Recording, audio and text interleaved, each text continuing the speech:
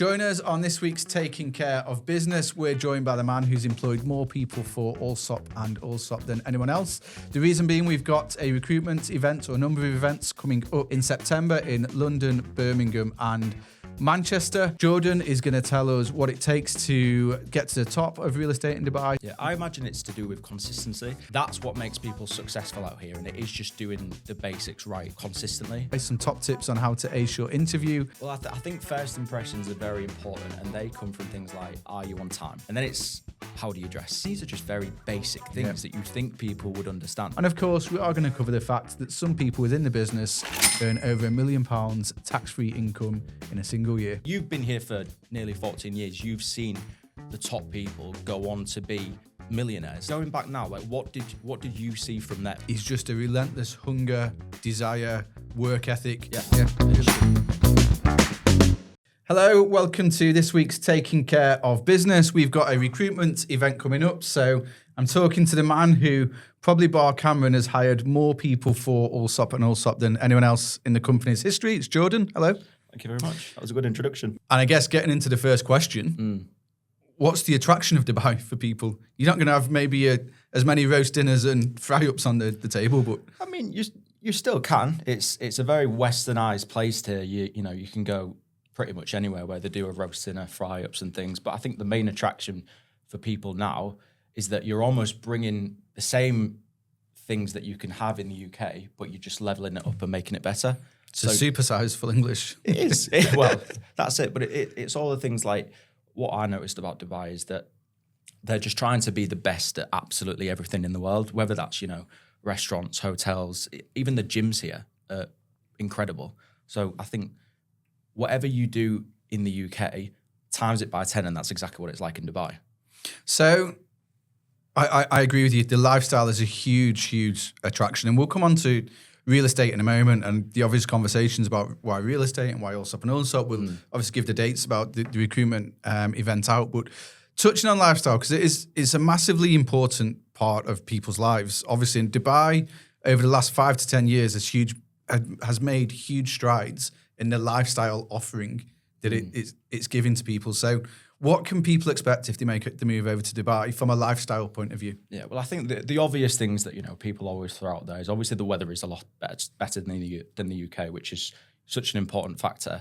Then you've obviously got the no tax, which again is one of the main reasons why people move here. But then you look at things like the safety. So what was the stat the other day? The 5 top safest cities in the world, 4 of them were from the UAE. Abu Dhabi being top, and then Dubai was 5th.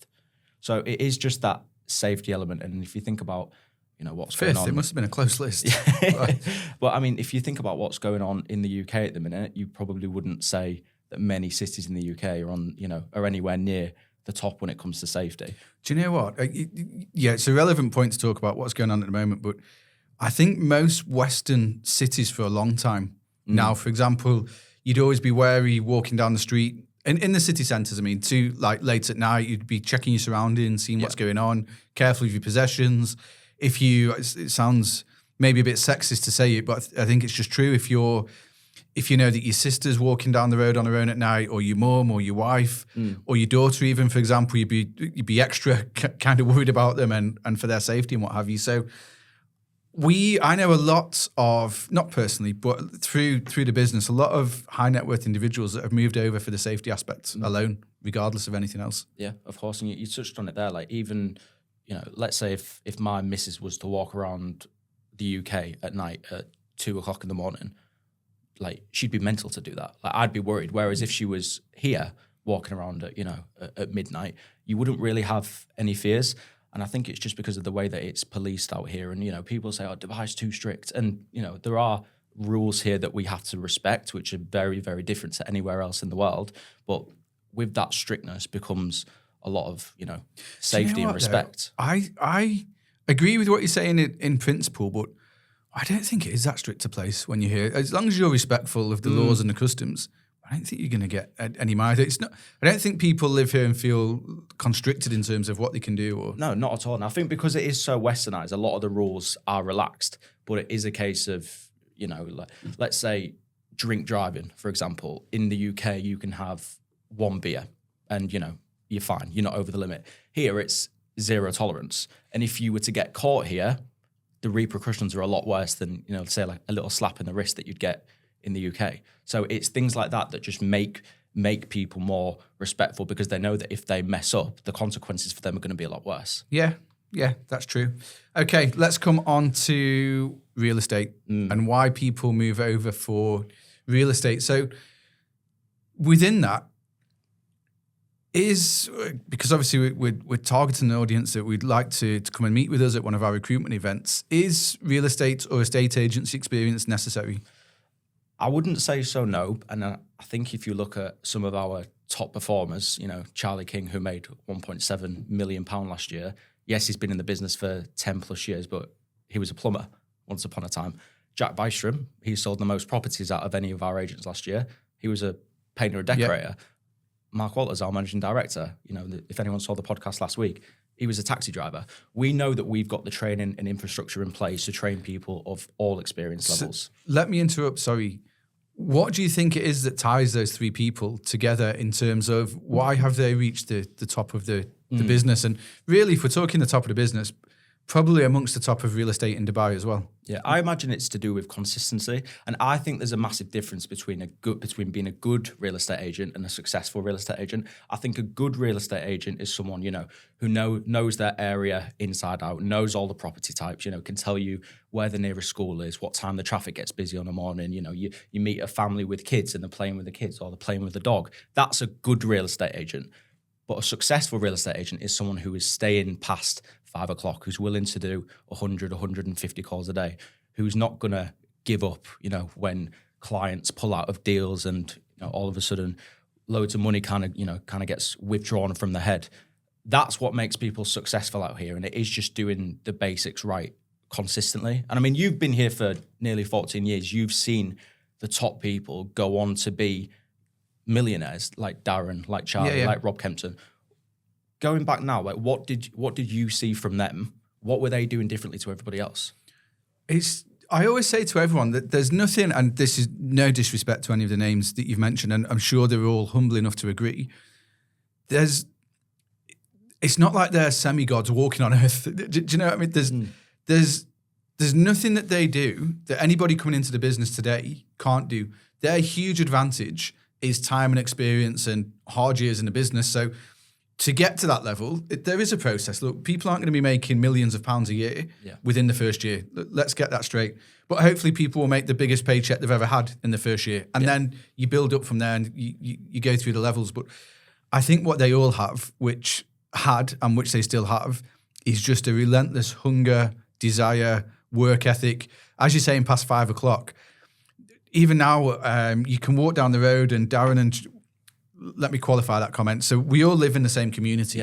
So you can walk down the road that Darren and Charlie live in, and at 10 o'clock at night, they'll be sat in the front room. They have a study in the front room, like working away. So despite all that they've achieved, their work ethic is just relentless. But then also, and again, this does come with time and experience as well. They will have, I'm trying to think of a way to put it, like just a really strong and balanced mentality. And what I mean by that is they won't get too high and they won't get too low, because as you've said, the principles of this job are actually really easy. And that's why you don't need estate agency experience. If you've got it, great. There'll be things that you've learned that you'll be able to bring into practice over here. But it's not a prerequisite for doing the job, because the principles of the job are quite easy to explain and guide people through. It's just that relentless consistency day after day after day. You might go 3 days in a row where you feel like nothing's gone my way, but you come in the fourth day willing to work as hard as ever, if not harder, to try and make something happen for you. And then on the resilient side, just like I say, not getting too high, not getting too low, accepting there'll be good days, there'll be bad days, not getting too dispirited on the bad days, and et cetera, et cetera. If you can work on that and get yourself in the right place there, the rest will come. Because as I say, the job, the principles of the job is easy, really. That's what I say to people. And I think, real estate is not rocket science at all. Hence why we have so many top performers who don't come from a real estate background. And a lot of them they've not done sales before in their life. It is just about having that mentality of when you have, let's say, a bad day in real estate. Let's say you've rang 100 people, you've not got through to a single person. Some people might think, I've had a terrible day today. The way that I spin it is, no, you haven't. You've hit the KPIs, you've hit the numbers that we say to do consistently. As long as you can go home that night, reset yourself, come back in the next day and do it again, and then do it again, and then do it again. As long as you're hitting those numbers consistently, we say this is a tried and tested formula that we know works and how to become successful. It's spot on. And the reason, just to explain to everyone why we know it works, we just reverse engineer what the top agents in the business do. So how many phone calls do they make? How many viewings do they make? How many listings do they bring to the market? How many price reductions do they do on the live listings? Once we can work with a data set like that, we can go to people in the first day, in the first week, and then thereafter with Allsopp and say, look, as you just said a moment ago, if you consistently hit these figures, we know the formula for success. Just trust in that process, trust in the numbers and the KPIs we're putting out there. And KPIs are more, I think KPIs can sometimes be determined as, if we don't hit them, we're going to get in trouble, blah, blah, blah. KPIs for us are more of a target, because we know if we can get people to that kind of level, they're going to earn money. Yeah. And I like to say, the first year, you should have the best pay packet you've ever had. The second year, it'll be a bit better again. Once you get to 3, 4, 5 years plus, that's when life accelerates to a different level. But the formula that going back to the guys before, they're incredible agents, they're very persuasive people, they're good salespeople. But the reason why I say that they're not doing anything that nobody else can do, by and large, the foundation for what they do is still built on the same formula. And yes, the years in the business and experience and all that comes into play. And that's why they keep moving on up and up and up in terms of the career trajectory and the paths they're on. Yeah. But fundamentally, they do exactly the same as anyone else. So if someone comes in, does that formula, over the years, they're going to get to the same level. That's it. And I think a lot of people at the beginning, they're very motivated in the first month because, they're in a new country, they're in a new job, they're here because they want to make money, they want to change their life. Month one goes by and, nothing's happened yet. They've not made any money. And a lot of people will start to panic in this situation. And as much as I can tell people on an interview, if you're in lettings, it might take you a couple of months before you close your first deal. In sales, it might be considerably longer. You could be, 3 to 6 months. It's them getting here, doing the job, and then understanding that what we tell them is actually right. And, I've had people who I've hired who they've not closed a deal in 6 months, but they keep going and they keep plugging away and doing the basics every single day. And now they're making more money than what they did in their job back home. And like you said, it's the first year is nothing special. You might earn a pay packet, which is better than what you've done at home. But I'd say really it's not until your second year where you really see people kick on and make a difference. And then all of a sudden, you look at year one and you go, okay, I'm making more money than my friends. All of a sudden, I'm making more money than my parents. This has been the right move. And I've actually got a stat. So anyone who is in their second year onwards with us, an average earnings is £110,000. Wow, really? That's second year onwards. So year one, do not expect to set the world alight. I'd say in sales, an average earnings is anywhere between £50,000 to £60,000. Take into consideration, you're not paying tax on that. So 50 to 60,000 here is like earning 90, 100 in the UK. But year two, that's when you should, as long as you're doing everything right, you should double what you've made in year one. Well, I didn't know the stat, which maybe I should have done, but so thank you for bringing that to us. But what I'd say is remarkable about that is so £110,000 on average for people in the second year. Second year onwards, yeah. So that's take-home pay. So you're looking at, if you're in the UK, 180 to 200K, just rough maths, I'm sure I'll be corrected on it, in terms of an actual salary. To get to that level in a business in the UK, you're talking about years and years of promotions, opportunities, education, training programs, et cetera, et cetera. And we're saying after 1 year of, yes, it's very hard work in Dubai, we can get you to that same level. Yeah, and real estate, it's not get rich quick, and we're not here to tell you that, you can become a millionaire in your first year, because, the likelihood is you're obviously not going to do that. But what you can do is accelerate your life to where, like we said, what could take you 10, 15 years in the UK, if you were realistic with yourself, to climb the corporate ladder or whatever it is you're doing, genuinely, it could take you 2 years here to earn the exact same money, if not more. Wow. I'm going to talk about people's common objections that people have when you're talking to them. And let's just to make clear as well, Jordan doesn't just talk to people in the UK, but again, it's a very UK specific conversation because the event is going to be in the UK. So for the purposes of this, let's talk about common objections from people in the UK.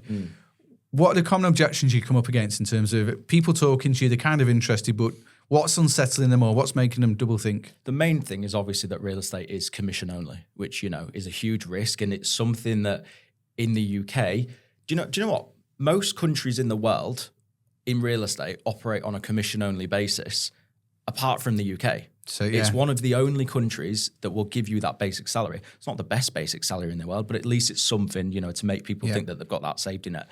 So it is just convincing people that they're going to be better off going into a commission-only role as opposed to staying where they are in the UK. And whether that's in real estate or car sales or in recruitment, for example, what we normally find is that the commission structures, especially in UK real estate, are nowhere near what you could earn here. So, for example, they might charge a seller 1%. And then I say, okay, well, what do you get of that? And they go, I get 10% of that. So you get 10% of the 1%.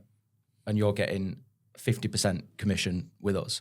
And I worked out the other day on, a huge property that someone who I interviewed sold, and they only pocketed about £700 from it. Yeah. Here, they would have got £45,000 from selling the same property. So it's trying to convince people that making this move is going to be the correct decision for their lifestyle. And although, you don't have a salary, so it is that risk, as long as you have enough savings behind you, and you can support yourself and you are going to budget yourself when you're here, then it is a risk that you should take. And adding on to that, I think life is about risk and reward. If you want the rewards in life, and whether that's in Dubai real estate or any other avenue you're looking at, you've got to go out on a limb sometimes and you've got to take a risk. We're talking about like frightening amounts of money in year 2. Of course, there's a risk associated to that. Otherwise, everyone would be doing it and everyone would be rich. But that's where it comes back to having that hunger and desire to do well. And one thing I would say, and I say this to every new starter group that I go in and say hello to and just introduce myself in the company to, anyone who just buys into what we're doing, that we've got a great training team, we've got a great HR department, our managers are superb. Like, we're really lucky as a company and we've got a fantastic structure. If people just come in and buy into that, just get the head down for 6 months, I can genuinely say no one who's done that has ever failed. People fail for, and I should actually rephrase fail because it's not always failing. Sometimes it doesn't work out for people. Sometimes they miss home, they miss their family and friends, they miss the sports teams, they miss the pets, whatever it might be. Sometimes people don't like Dubai. Like we love Dubai. We've been here for that long now, but sometimes people don't like it. So maybe fail is the wrong word. There's lots of people it doesn't work for lots of reasons. Yeah. But anyone who comes in kind of absorbs everything that we have to say and to share with them and just gets their heads down and has that relentless work ethic. I've not seen one person do that and fail so far. I think it's just for people who, are kind of on the fence of whether they want to do this, the way that I explain it to people is look at where let's say in 10 years' time, doing whatever you're doing now, what does your life look like? If you're doing well, and people might say, okay, well, I might have a couple of promotions at work. I might be the manager of my branch. And then I go, okay, well, how much more money are you going to earn, from doing that? It might be 10, 15, 20,000 pound more. Realistically, what is that 20,000 pound a year going to do for your life? Because one, it gets taxed. And then second of all, that might contribute to a new car, or it might contribute to, getting a bigger house or paying off some of your mortgage. Your life will still stay the same. Your surroundings will be the exact same. You'll be having the exact same conversations with people, going to the same bars, going to the same restaurants. So it is just getting into people's heads that when you are thinking of, should I do it, shouldn't I do it, it is better to try and fail than to not try it up. Because otherwise you've just failed by default by not doing it. I don't think you give people an unavoidable reason to come over. People are either going to speak to you and come and join us, or they're going to be severely depressed. Yeah. So, but it's everything I'm making light of it, but everything you're saying is true there. Okay, so we've talked about the advantages of Dubai real estate, the potential, and everything else that's over here. Why Allsopp and Allsopp? For myself personally? Actually, yeah, or it wasn't, but let's do you first then. For anyone watching who's going to come to an event, why Allsopp and Allsopp? But for yourself first, because that's a great place to start. Yeah, so I think for most people, they see our social media and, we've got an incredible marketing team who do a very good job at making sure that we're the most recognised real estate company in Dubai. And it was the same for me. I'd followed Lewis on LinkedIn. I'd followed Carl. I'd followed, Cameron, my director. And I just always saw the company as somewhere where I wanted to work. And it was actually my mum who recommended Allsopp, because she does like eyebrow tattooing and things. One of her clients used to work for us. She was a very successful agent with us for 4 years. And she was always saying, "Oh, why doesn't Jordan come?" Who was that? Lucy Church. Yeah. Really good. And it was always a case of, how can we get Jordan into Allsopp and Allsopp? I wasn't doing recruitment at the time. I was working in a gym, just selling memberships. So I had sales experience. And then, it took me 4 years to actually decide to move to Dubai. Thankfully, at the time, I was in a recruitment position, and I just reached out to Cameron on LinkedIn. He actually ignored the message first for a full week. Doesn't sound like Cam. No. And then he eventually came back to me and said, "You know what? We actually do have an internal recruitment position available." Had a call. Within a week, I'd interview with Cameron, I'd interview with Joe, and they decided to take a risk and offer me the job. Within a month, I was here.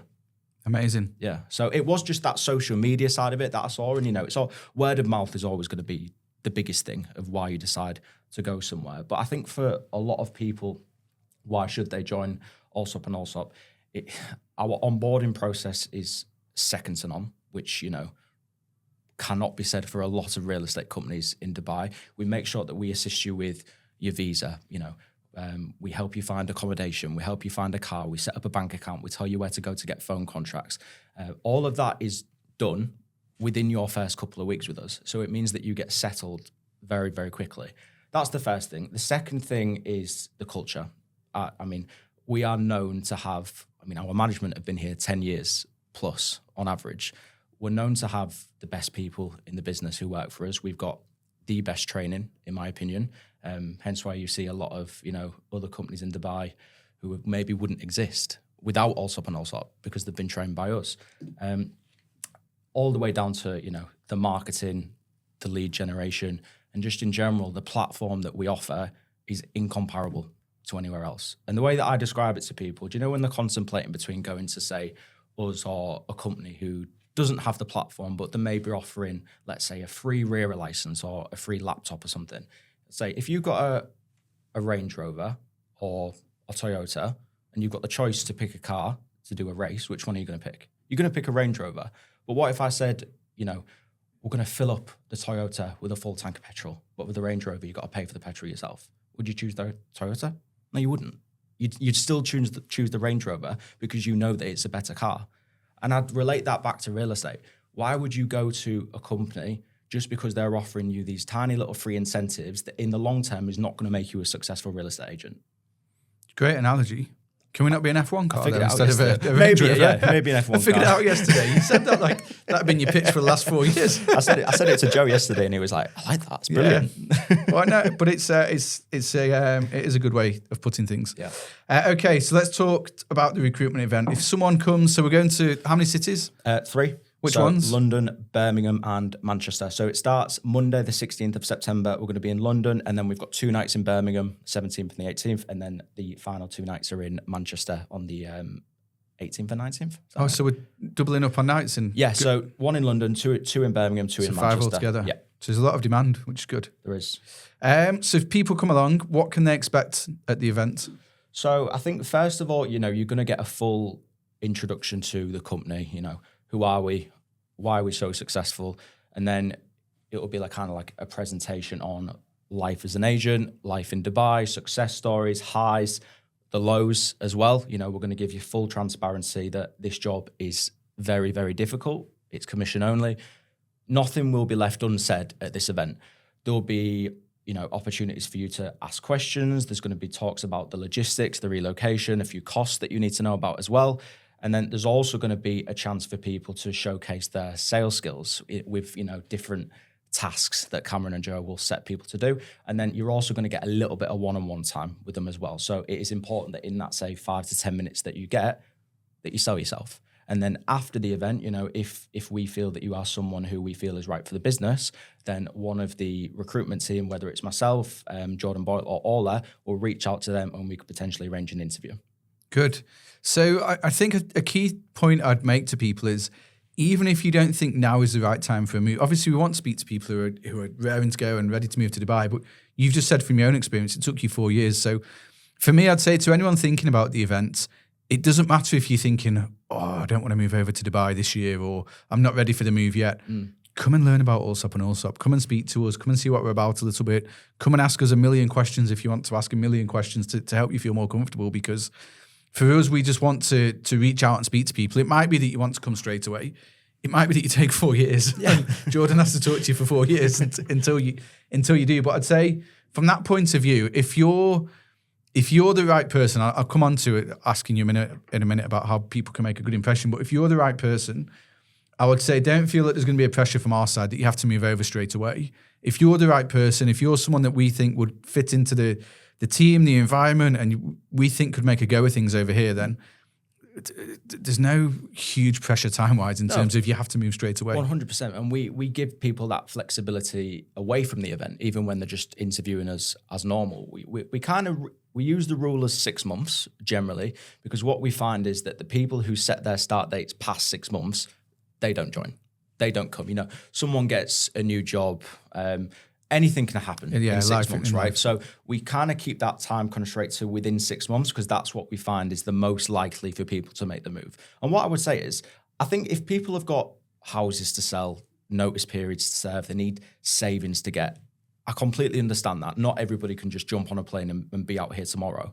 But if you've got the money and you've got no ties and there's nothing else, that you can do, then why are you waiting? Why do people wait 3-6 months to make the move? It's because in their head, what they're doing is they're putting it so far ahead into the future that they don't have to deal with it. So they think, that sounds like a great idea. But then when it actually comes to crunch time, people do get cold feet and they end up not making the move. So what took you 4 years? I think it was to do with that. Cold feet was the main thing. It was pure fear of doing something that was completely out of my comfort zone. And then it was also down to experience as well. I think whilst I was, 4 years ago when I was working in a gym, there'd be absolutely no chance I'd be able to get a job as a recruiter at Allsopp and Allsopp. So by the time I was in a good recruitment position and doing pretty well, I felt confident enough to reach out to Cameron to know that I would be a good addition to the team. That was good. And the reason I ask is not to put you on the spot, but just to make it relatable to maybe people who are watching. Okay, so I said a moment ago, in terms of how people can give a good impression, what are the top maybe 3 tips? So you're at the event, you go through the process, you've got 5 or 10 minutes, and it's not that we mean to limit time, but obviously it's a busy event. There's lots of people there. So if you've got 5 or 10 minutes with Cameron or Joe or both of them together, what are the top 3 tips for making that good first impression? Well, I think first impressions are very important, and they come from things like, are you on time? So try get to the event 15 to 20 minutes before it starts, rather than someone who's, rocking up 10 minutes late as the presentation started. Already that doesn't give, a good impression. And then it's, how do you dress? We've had people rocking up to these events in hoodies sometimes. Someone actually did an interview not long ago with Joe, and he was sat in a dressing gown. Stop it. Seriously, he was sat in a dressing gown. Someone did an application video with us once, and he had his top off. And we employed all 3? No, definitely not. But it's things like that make a huge difference. And these are just very basic things that you'd think people would understand. So that's like, the first 10 seconds, that's how people are going to be judged. But then you look at things like, are you engaging with people in the room? Have you gone up to Joe and Cameron specifically, shook their hand, introduced themselves, and just, kind of given them that energy that you are serious and that you are here for a reason. If you're just someone who wants to, sit in the corner and not speak to anybody, you're probably not going to get noticed. And then in theory, we might think, well, maybe they've not got what it takes to be a real estate agent, because you are out and about speaking to people all the time. So automatically we're going to think you're probably not right for this job. It is just make it a good impression. And then I think when the time comes to ask questions, make sure you've got good questions for them. And that's not questions like, what are the working hours? Do you have to wear a tie? Do you have to work weekends? What are the holidays? These are all things that, are all questions to do with what's life like outside, away from the job. When I'm not working, what are the rules? Questions like that just don't sit very well with us. We want to know people asking questions about how to be successful. What advice would you give people? What can I expect from the training? What's the progression like in the company? These are questions that are going to make a big difference to how serious you are. Yeah, how do you support my career, et cetera, et cetera. Yeah. And I think you touched on it's a mindset thing in terms of, yes, people are going to have all these questions in the back of their minds about working hours, holidays, life outside of work. But if that's your first and primary focus, then your mindset isn't in the right place, and it isn't in terms of your personal and career growth and achievements. It's basically all the little add-ons and stuff that goes. Yeah, you're trapped in that 9 till 5 mentality, because these are probably the questions that you want to know whilst you're sat in the UK or wherever you are in the world, doing your 9 till 5 office job where you do wait until 5 o'clock, until you leave. You want to know how many holidays you get. And this is just purely from people's past experiences with not enjoying their job. So they want to know how much time can you have away from the job. Yeah, but also it's important for us to highlight the mindset, because again, coming back to it, this job isn't for everyone. A commission-only sales job isn't for everyone. So we want people with the right mindset to be joining us. Otherwise, as much as it's not a waste of time, I don't like to use that term, but as much as it can be described that for us, it's more for the people that come over. And I think we have a responsibility where we can to not bring people over away from family, friends, careers, jobs, etc. If they're not really if they're just gonna burn through the savings and have to go home because they've maybe not got the right mentality or they've not got the right attitude to do well in the job. Yeah, that's it. I mean, people want to make this move for the wrong reasons a lot of the time, and we will have lots of people applying for us because they've watched, they've been to Dubai before, they fell in love with the place, and ultimately they want to come here because they want to go on a yacht party and go to a brunch every single weekend. When they get here and realize how hard this job is, they're not going to last very long. Give it a couple of months and they would be back home. So I'm going to ask you about your top 3 people that you've hired for the company and what they've gone on to do, because quite rightly, we talk about how hard the job is, the negatives, the downside of it, but we purposely do that because, again, people have to come in with their eyes open. We don't want to sell a dream and then people get here and realise it's a bit harder than they thought or one thing or another. But we've touched on some of the good stuff, some incredible aspects of the job, but from your personal point of view in terms of people you've hired, who were 2 or 3 people that you would say are the top? The reason I'm trying to phrase this properly is I don't want you to annoy everyone that's not in the top 3. Yeah. So I'm being careful with it, but who are the people that you say have come in and have really taken to it or have adjusted to the company, and maybe not even the top earners, but who have just come and adjusted to Allsopp and life in Dubai? Just become like a model employee. Yeah. Well, I think first of all, there's a long list of people who I've employed who have done very, very well. The first one that springs to mind, I will go with the top earner, and it's James Phillips. Superb. And do you know what I love about him?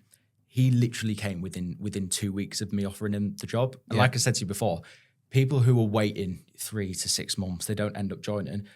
I looked back yesterday. I offered James the job on the 28th of January 2023, and he joined in the February intake because he had the money, he had no ties, and he thought, I'm going to do it. So what's that? Why not? About 15, 16 months ago? Yeah. So he's just bought his first investment property off plan. So he has made $1 million dirhams in 18 months, which, to convert that at home, £220,000. And people say, what is he doing differently to everybody else? Sometimes I'll come to the office on a Saturday because I'll do an interview with someone. Every single time I come, he's here. Yeah.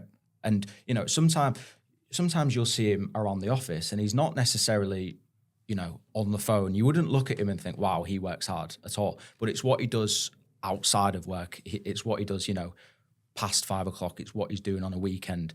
He said to me himself that he makes the job look easy. And he doesn't mean that, he doesn't mean that gloating or being cocky. He means because he does just hammer the phone every single day, probably when people don't see it. And he's built up such a good network and client base for himself that when he's he's in developer sales, by the way, for people who don't know, when he's got a project or an off-plan unit, he's already got a list of investors ready to call. So I think it is just that first year of, really laying those foundations. And he built $1 million dirhams in his first year. He took home £110,000. But since then, he's gone on to, double that in his first 6 months of the year. In the next 6 months, yeah. Yeah. So that's the main one in terms of earnings. Other people that I would look at is people like Jake Wignall. So he is a lettings agent. He joined us in March this year. It actually took him 2 months to do his first lettings deal. And he was one of those people who he wasn't too keen on his area when he got allocated it. I think he won't mind me saying this, but he got a little bit, downhearted and a bit upset about the area that he chose or that, that we said for him to be in. He just works relentlessly every day. The guy doesn't stop.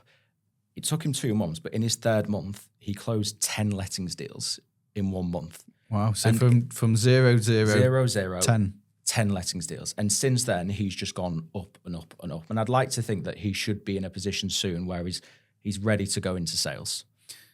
Well, it sounds like it. Yeah. But this is a journey people go on. And I always say this as well to people when they start, don't look around at what everyone else is doing, because someone will always list a property first. Someone will always do a first deal.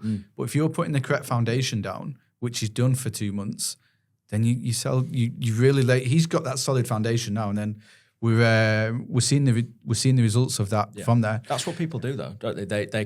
They look at their training group and they think, oh, so and so, they've just closed the deal. I'm 2 months in. Everybody else is making money and I'm not. It must be me. A lot of it, you are just picking up the phone. It's just a game of roulette, and it's a case of right person, right time. As long as you're doing it and you're still hitting the numbers and you're not letting people making money dishearten you and stop you from doing the calls, your time will come. Eventually you will ring the right seller who wants to list you, the right property. You'll find a buyer straight away and it will work. It does come. It's a compounding of efforts. Yeah, and anyone who knows anything about compounding, if you just consistently do the same things, the results will extrapolate massively. But you are right, the first month, there can be many reasons why someone gets out there first. I'm not going to talk loads about it because we could do it forever, but just because you mentioned about choosing areas and et cetera, just in case anyone who's watching is wondering. So we are very area specific in terms of what we want our agents to be doing. And the reason for that is we want them to be a master of one trade rather than a jack of all trade. We want them to really embed in communities and know everything that's the ins and out of every community.